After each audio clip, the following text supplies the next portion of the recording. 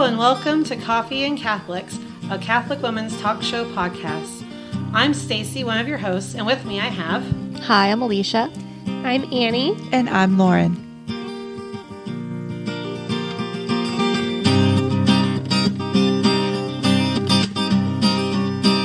Hello and welcome to Coffee and Catholics. This week we are going to be talking about New Year's resolutions. Why we do them, why we hate them, what we're doing, what we're not doing, what we're trying to become and be. So let's start off with Annie. Annie, tell us what your New Year's resolutions are. Who do you want to be in 2023? Annie's joining us via Zoom, so she's going to talk super, super loud so you guys can hear her wonderful thoughts. Thanks, Lauren.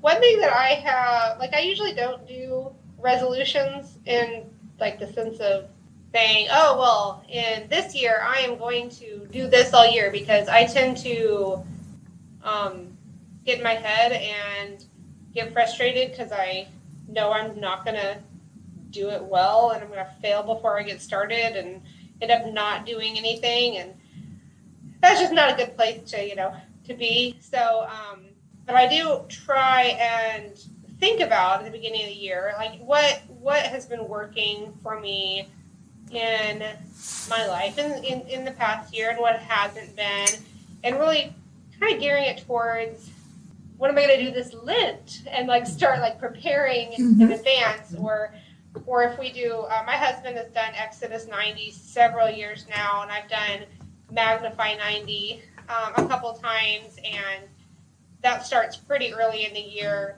So I start thinking about those sort of things. And one thing that has really been laid on my heart this year is that I need to be journaling more often. I really want to develop into a daily habit. As we're recording this, it is day 5 of the year, and I have not journaled a single day yet, but I will get there, maybe. Hopefully. I did buy a new little notebook that fits in my purse because I got really upset with myself one day where I did get to go to Mass alone, where and if I'm alone, I like to Mass journal, and I realized I had the intent of, I'm going to journal on there, I'm going to stay for adoration, do some journaling, and then left it at home and realized I didn't have anything in my bag to write on or anything, in my not getting out the door on time-ness that I am so great at. I just left everything at home. So that's something that I realized, I want to be prepared for those times. So I got a little notebook for my purse, and that's something that I really want to focus on this year is journaling, but and not just writing my day-to-day things, but really I use journaling a prayer journaling. That's had good experience with this past year, is whenever I do journal, using it in a way of communicating with God. So that's something I really want to focus on this year. So have you found a lot you're able to, what is the payoff? Because obviously you've done journaling this past year, and that became a big thing for you. I'm kind of reading between the lines here, but what does that help you do? How does it help you get from A to B in your spiritual life? Because it seems to be something that you're excited about. I can see in your face that you're excited about it. So what does that do for you?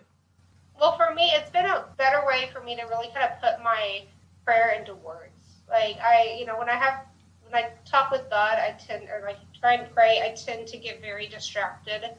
And when I'm writing, it's a lot more focused. When I was, anytime I've done any classes or when I was in school and stuff, I'm very big on note taking and writing things down as I'm going, and that's a way that I put a focus and remember. And then, in that, if there's, if there's good happening going on, then I can, that's that reminder of God's consolation later on when I'm having a dark time. And it also has helped me a lot through when I'm really frustrated about something or upset about something, when I really kind of put pen to paper, or pencil. I really do pencil, not pen. Pencil to paper. The math teacher in me. Gotta be able to erase. when I put the pencil to paper and write down my thoughts and my prayers and my even, like all the things that I'm wanting to try and kind of say or remember, it kind of flows more and I can kind of hash things out and kind of hear God talking to me through that and seeing and like writing that down. I have not had a good track record with journaling. There are several journals that my mom kept of mine growing up that have like 1 or 2 pages written in it, and that is it. But it's like gold. Like, there's one where I drew a picture of stubbing my toe on my sister's like Barbie house and like writing about it. And then another one where I'm talking about how I got in trouble at school, like I can't remember what exactly it was. And like, it was like whenever we had something happen, like my mom was like, you need to write it in your journal. She wanted me to remember, like she wanted it written down and remember from my perspective. And then it's like, that's the only page in that journal, or like, and she was like, I found several books and it's just like 1 page from when I was a kid. And so it's been kind of like that over the years, like when I've tried to write and journal before, because when I've tried to journal before, it's always been like writing about my day or writing about, what has happened. And I kind of never really got into that. Like, I don't really care to write down what I did today. But when I started using journaling as a way, communicating with God in a form of prayer, then that's helped me a lot to see like the fruit in journaling for me and to have that conversation. And sometimes like I'll go back and look at things and it's good for me to kind of read through that. And other times like I just know that I'm never going to read this again and that's okay. Mm-hmm. And I needed to use it to work through whatever I'm going through at the moment. And then also there's been some different books that I've read bits of and been working through this past year that I'll journal. I've been journaling a little bit about like my reflections on those. And then I don't get to it for another like 2 months. And then I'll go back and say, oh, that's what I was at in that book. So that's been helpful too. So it's something that's been kind of on my mind for a while and I've wanted to, but this year I really feel like I need to kind of take the plunge and make myself become more consistent.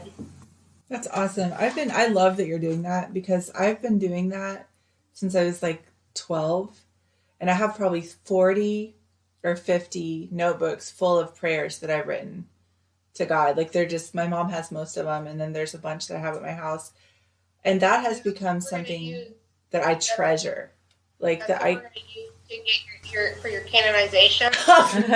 No, but I did. It's weird when I was writing down all of my deep secret thoughts in high school. There was this part of me that was like, oh my gosh, I had to sort of edit it a little bit, so that because I knew that like someday my kids are going to read this or someone will.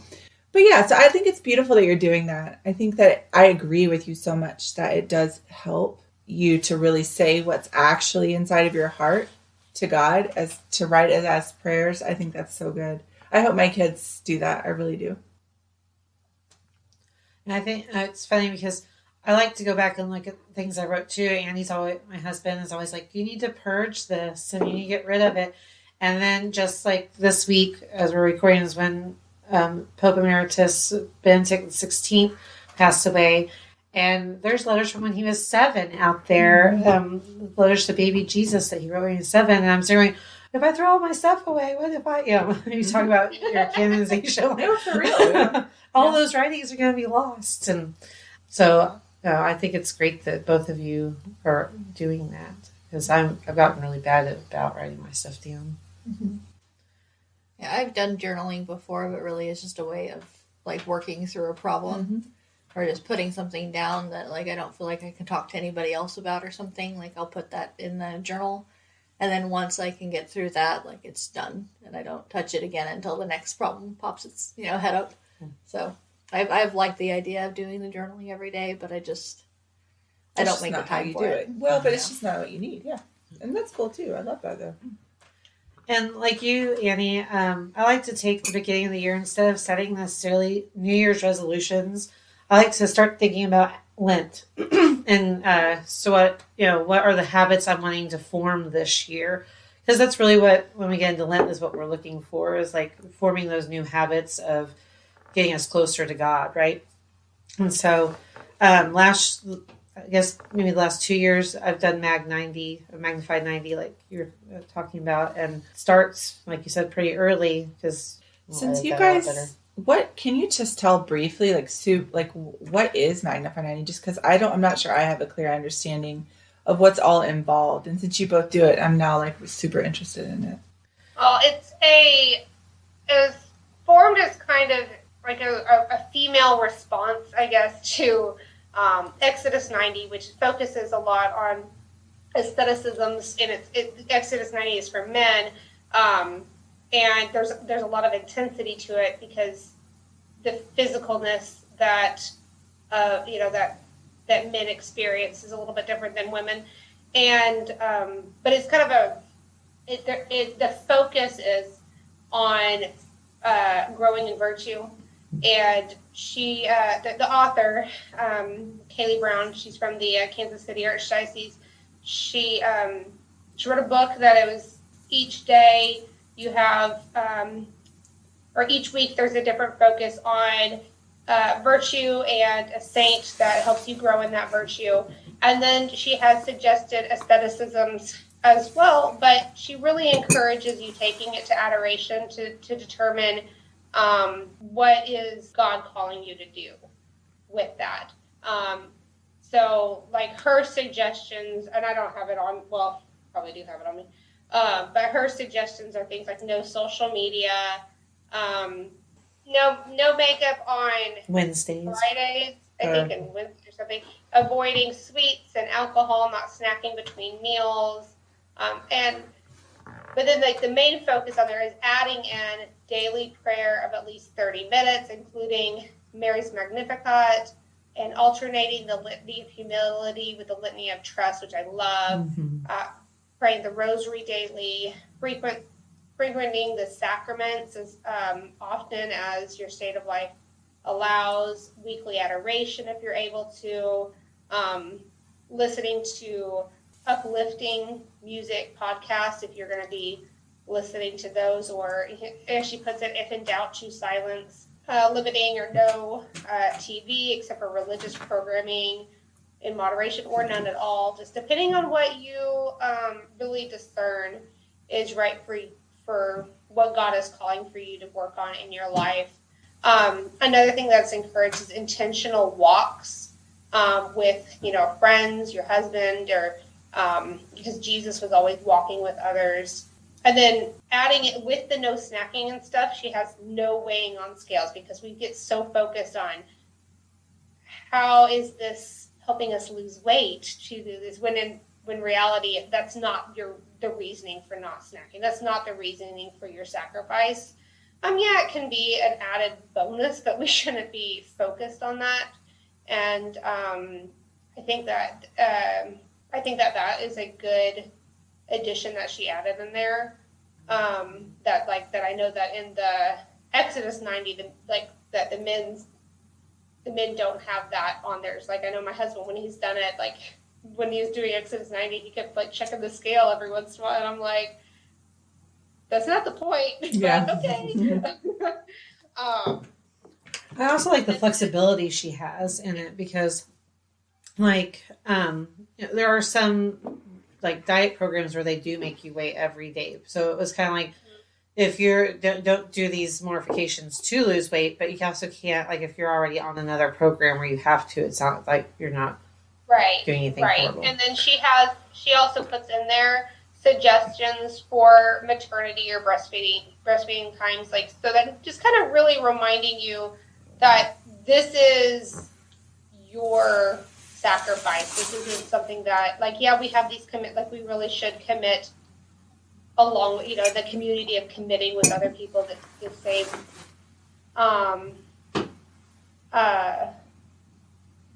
the same journey, but that it can be flexible depending on your state of life. And also with each day that you are sacrificing, you are supposed to be choosing somebody to be making that sacrifice for and praying for each day, and really being intentional about what your sacrifice is for and who it is for, that you're doing this for a reason, not just to show that you are good at sacrificing, you know? So that's, and it, like, and I've done it a couple of years, and like the readings that she has in her book are really wonderful. And there's some really good stuff in there. I've read it a few times now. So if I am doing it again this year, my plan is to find, which it's starting like next week, so I've got to figure that out. But I plan on finding a different reading to do this year. But still continuing to be daily doing, like, dedicated to those same things. I just have to put it in writing and say, this is what I'm doing. So I don't just like, I could see if I were to say, oh, well, I'll figure it out later. Then I might say, well, I just learned after a week that I shouldn't do that actually. Or, like I need, if I commit to it, I need to commit to it. Mm-hmm. Mm-hmm. Honestly, I haven't ever done anything as intense as the Magnify 90. I was thinking about doing it last year and it didn't work out, but I kind of did the same thing that you guys were talking about thinking about Lent, trying to think about Lent a little bit early. Just kind of thinking about the general goals that I have, like nothing really specific, but just I want to be more of a blessing to my family and, grow closer to God and stuff, but like I'm not huge into planning like that, I guess. I just don't really plan out exactly how I'm going to do that. I used to do New Year's resolutions, and I failed every single year to actually keep up with them after like a couple of weeks or month or whatever, and so I just decided that resolutions were just nonsense, and I just wasn't going to do them anymore. But yeah, it makes me sound like, the Scrooge of New Year's. No, but I totally agree with you. I have the same philosophy. I think that it's just one of those things that's become, at least in my life, just the one more should that feels like you're getting shoulded on when you don't do it exactly right. So I feel you. I'm definitely with you on that. Well, and like I said, like I kind of stopped doing resolutions per se and just focusing on habits. Because, at the beginning of the year, like I said, if I start focusing on Lent now, I mean, it's only, usually, sometimes Lent can start February 8th last year. So it's only like 4 to 6 weeks away sometimes. Mm-hmm. So starting to think about it a little bit early and those habits I want to form. And, like right now, I have restarted this book 4 times. The Mary Home, the Martha Home, the Mary Way, whatever it is. I'll fix it in a minute. But I start this book every year, and I get to about day 10. But this is like probably the first year that my house is actually ready for me to do the book. So I've been a lot more upbeat about it. Because we've always been renovating, which we're still renovating, but not as intensely as we have been in the past. So like we get to bedroom day, I'm like, oh, I don't have those things. And then I kind of fall off the wagon. But this year, like, I feel like we're set up better. And my kids are older, so they actually are helping out with it this year. And it's actually been really nice. Like today, even we cleaned all the bathrooms and mopped the floors. And it was just really nice. But for the past several years, I've wanted to do is that book like every other month or every 3 months so that my house gets that type of clean, at least 3 to 4 times a month or a year. And I usually get day 10 and don't look at the book again until around spring. And then I'm like, oh, maybe. And then, it never really happens. But I'm hopeful this year. But it's one of those things that it's a habit that I want. And so I don't want to just throw it out the window because I fail every year. But at the same time, so I try to just start it over again. Because if we did that with our prayer life and stuff, every time our prayer life didn't work the way we wanted it to, and we just gave up, that would be kind of sad. So, that's one of the reasons why I think uniting some of these things, these habits that we want to prayer, like praying for somebody, having a certain intention linked to it helps. And that's one of the reasons why I like this book is because it's like, before you even start cleaning out the fridge, you thank God for all the food that you have and that you are able to have that food. And you thank him. But you don't thank the food and then throw it away because it doesn't spark joy anymore. No, I don't think there's any condo fans on this podcast. So there could be. Okay, Stacy just said that she's a Marie Kondo fan. I don't, except for the books thing. I do not agree with her on getting rid of books. Yeah. Because I keep thinking about all the things in my life that don't spark joy. And I'm like, it's just not a good thing for me to just think it's okay to just chuck everything that doesn't make me happy in the moment. Right. I was thinking more of the getting rid of clutter part, but yeah, not sparking joy. And we are Catholic. You can't go with the feelings all the time, right? Right, exactly. So, yeah. I think though it's cool that you said that, because I was thinking about what Alisha was saying about how she doesn't really go about it the way that that specific way, but she sort of looks at what she wants almost more of in her life, what you said, what has been working, and she wants to be more of a blessing. But then I also feel like the way that you framed it was beautiful. You were really just saying, I'm here and I'm ready to improve, and then almost like you're waiting on the Lord to just show you. Yeah. Here I am. I want you to help me be more of what you want. And then you just let him. And then you just sit there and just let him show you. And I think there's something that's really... I think that we all go through those seasons where we do those real strategic, structured things like Mag 90. And then there's other seasons where we're just like, here I am, Lord. What did we do right last year? And what do you want of this year? What's your vision? I don't want to speak for you, but that's kind of the feeling I got. Yeah. Well, no, that's one tactic I've been taking recently is just, I want to not only grow closer to God, but I want to grow closer to him in the way that he wants me to, so that I become the person that he's called me to be, and he's made me to be. And so asking him, I have a usual morning, afternoon, and evening prayer time that I typically do. But recently I've been feeling very dry about it, and I just want to do something different, but I don't really know what that might be, or if maybe I'm just going through a dry spell, and so this is a time to persevere and not necessarily change. Mm-hmm. And so I've been asking God, well, what do you want me to do? Do you want me to pick up a different thing, or change, or add something new, or whatever it is that you want me to do? Help me to discern what that is. And it's kind of the approach that I like to take with it. Recently, and then maybe that might be a little too gun shy. I can tend to be a little too gun shy in that regard, but so far it's served me fairly well. So, but I think too, though, if you do want to take very specific steps in working towards a goal, one thing that I've learned is, if you want to start praying more during the day, just in general, which is something that all of us ought to do, because that's that's communication with God. You're not going to grow in your relationship with God unless you have that. Starting out, rather than being this big thing, I'm going to do a rosary a day. If you've never prayed a rosary a day, start out with a decade. Or if that seems too much, you start with an Our Father and a Hail Mary.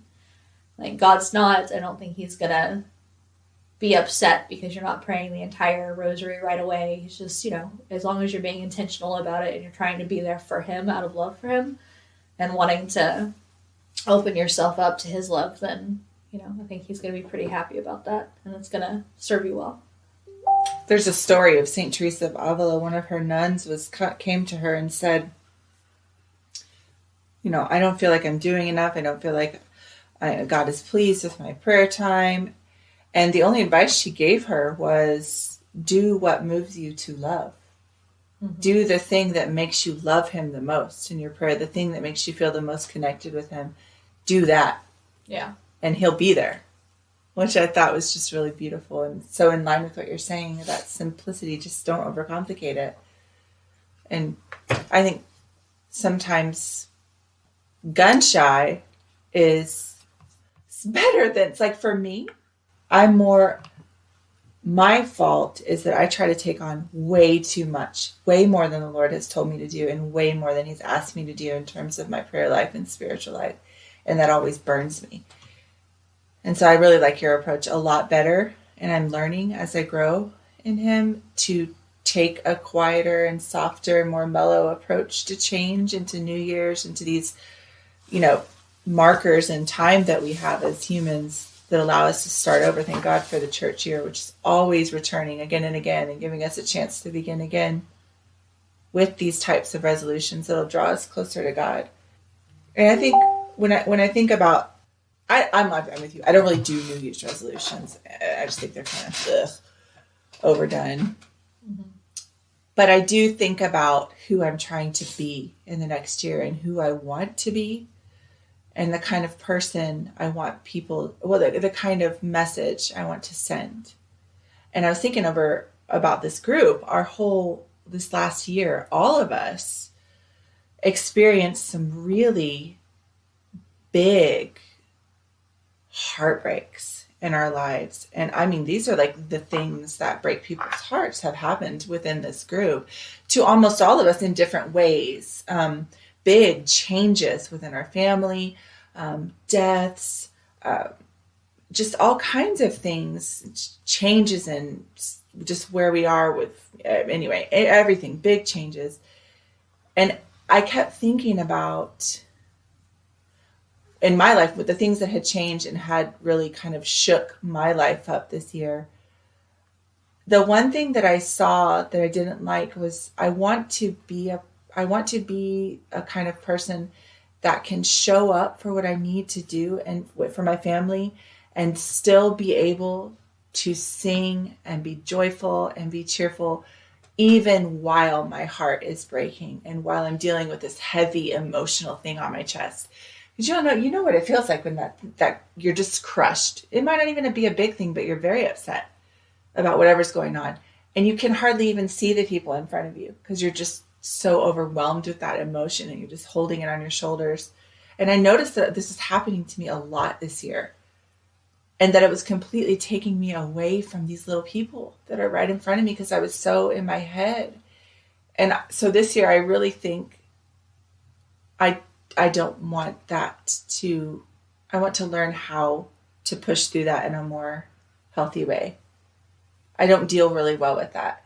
And it was keeping me from being able to do what I needed to do with my family and listen to them and be present to them.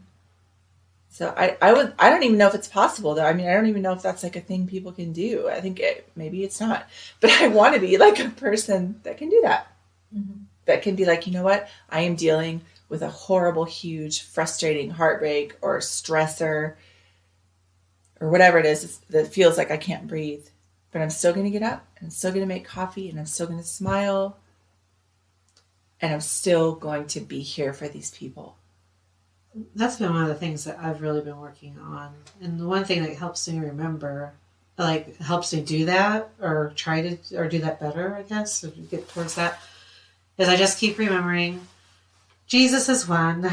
I mean, we are like, that's just thing I just keep telling myself, like all these things are stressing me out or I'm worried about them. And I'm like, there's no reason for me to worry about them because this battle's already been won. It's God's will is going to be working in this the way it's supposed to be working in it. And I don't know that doesn't always help. I mean, help everybody, but it helps me to be kind of just not move on from the moment, but to accept it a little bit better, if that makes any sense, so that I can be more present to those around me. I wish that worked for me. That one just doesn't. I still can't seem to come out of it when I think the only thing that's kind of like what you're talking about that I have been able to sit better with, the sorrow or the frustration that's so big, is just I wasn't to remember this is the life that you've called me to, and everybody suffers. Yeah. Like every one of us is going to suffer. In order for me to be what you asked me to be, I must go through this. I don't like it. It isn't fair. It feels wrong, but it's happening. And that means you're wanting to accompany me in this. And so I'm trying to find him inside of that, which is really hard in some things, because some things just feel like unnecessary, just irritation. You're like, oh my gosh, this is ridiculous. So, well, especially when you brought them upon yourself. Yes. You know, oh, that's the worst one. Yeah. And it brings so much heartache, and you go like, well, okay, you've allowed this to happen. You've allowed me to do this thing, but could you have just not? Could you have like just stopped in front of me? Yeah, this thing hurt so incredibly bad. Could you just not? And so it's hard to kind of get past that question and get into the accompaniment part. Yeah. Yeah, I don't know if I've taken just a terrible route when it comes to the whole New Year stuff. Like, I celebrate New Year's with the kids and really happy New Year's to everybody and all that jazz, but I've always, I don't know, I have a very pessimistic view of the whole New Year thing. Because I'm just like, it's like a new year, but it's just not like it's just the next day. It's just a continuation of time passing. So it's not like this big new thing. And I know people use it as a way to start over, right? Especially if things have been tough the year before. But like for me and my family, like the tough thing started kind of middle of the year, not last year, but the year before. And it just continued on. And it continued on the entire last year. Mm. And, like, some other things are continuing on this year. So I'm like, I get it. Like, I get what people do, but also I'm like, you know what, it's another day. And if I'm always, I don't know, I guess the way that I think about it is if I'm always just trying to restart at the beginning of the year, no, it's like I need to restart every day. Yeah. And that's what I want to focus on is, like, I want to restart every day and trying to, if I fall off the wagon on something or I'm having a difficulty with something, the next day picking up and going, okay, God, I need you in this. Like, it's not just a once a year renewal. It's an every single day kind of renewal. Well, I'm starting to think as you're saying this, I'm wondering if this disconnect that we're having could be partly because of being Catholic and that we live these liturgical seasons this whole year. And so for us, uniquely among people, there are all these new starts already within the year. So this one might just feel like a false sort of like a... Well, it's like a secular kind of start, I guess. Yeah. Because it's just fine. Like, it's for fun. But we're just like, we already started that.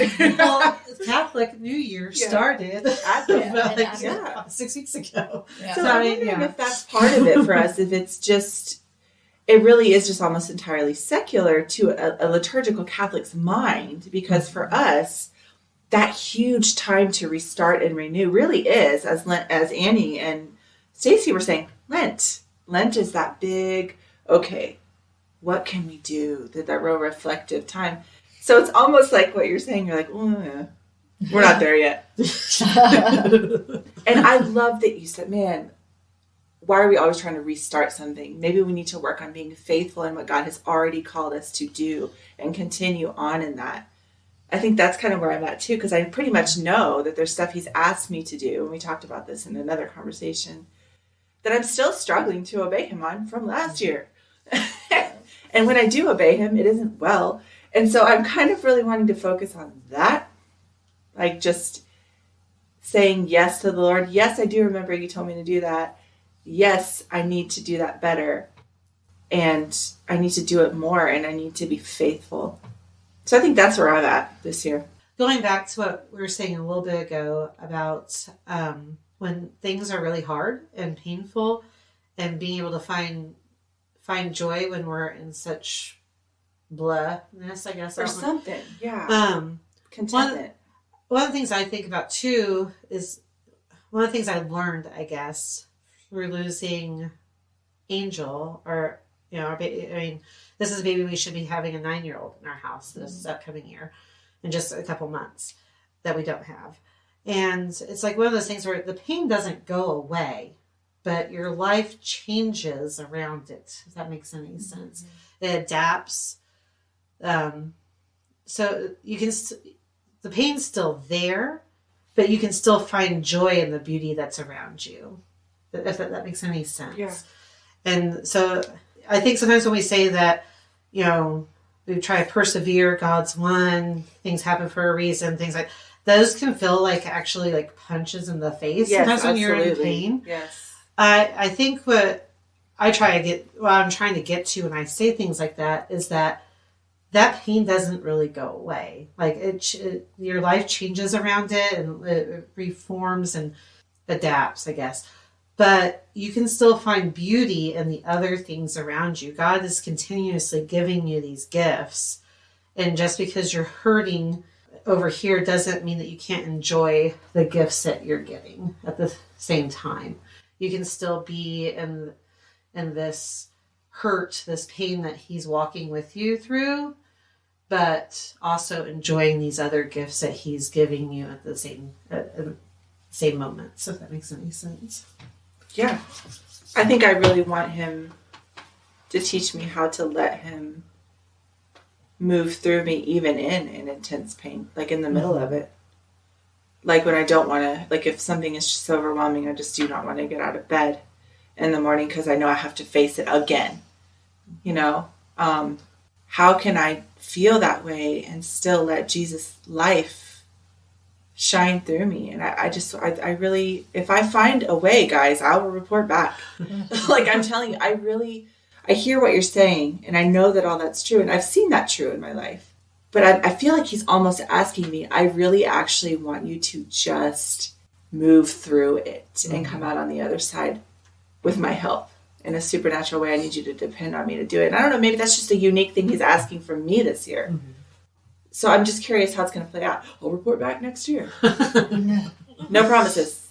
This is not a resolution. Well, you're talking about Alisha, and then I just had been talking to my husband about this the other day.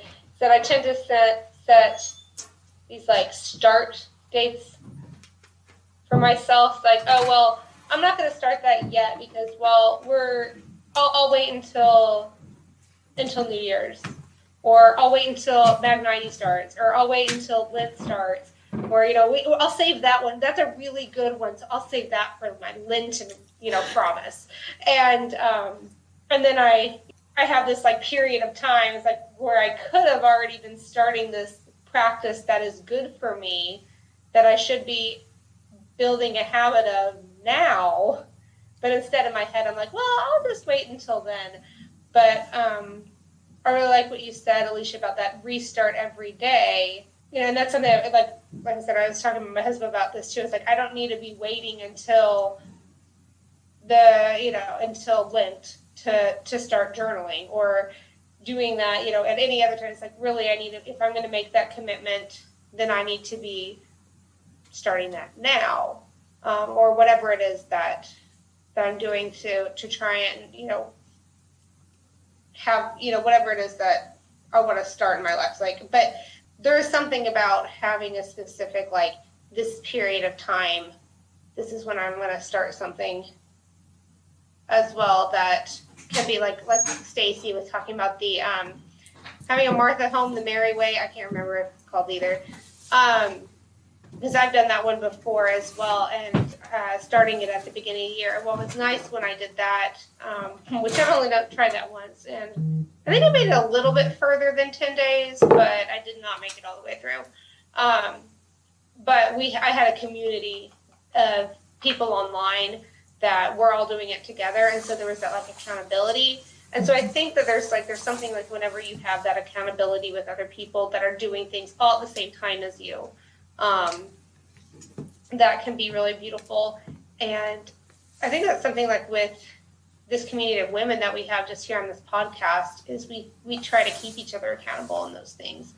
And as women, I think that it's important for us to have those good, uplifting friendships that we can go to each other to encourage each other in those things that we need that extra push towards to be better, to be as best selves for God, and having good friendships that encourage each other, I think is really, really important. And I know it's been very hard for me when I've had times where I haven't had these as uplifting friendships. stay on that, that same path, and that it gets very discouraging. So for our listeners, that don't necessarily have those friendships, I know I know how hard it is to build a community, and I encourage you to reach out, whether it's at your parish, online, with our, even within our group. We want to support each other in doing what God is calling us to do, and how He's calling us to grow closer to Him. Whether you like making New Year's resolutions or not, or if you have a hard time with coming up with your Lenten mortifications, or I guess if we put the two together, our Lentalutions that we've been talking about, or even if you're like Alisha and just start every day anew, start every day new with God. We love to hear your take on this, and we wish you all the best for this new year. I know that now we are getting ready for Lent, and we also will be praying for you over the Lenten season, and we hope you do the same for us. Wishing you a penitent Lent. And as always, thank you for joining us. Thanks. Thank you. Join us again in 2 weeks. Until then, may God bless you and may Mary accompany you. Coffee and Catholics is a proud partner of the Smart Catholics podcast network. Find new shows to love, meet like-minded Catholics, and join the community at smartcatholics.com.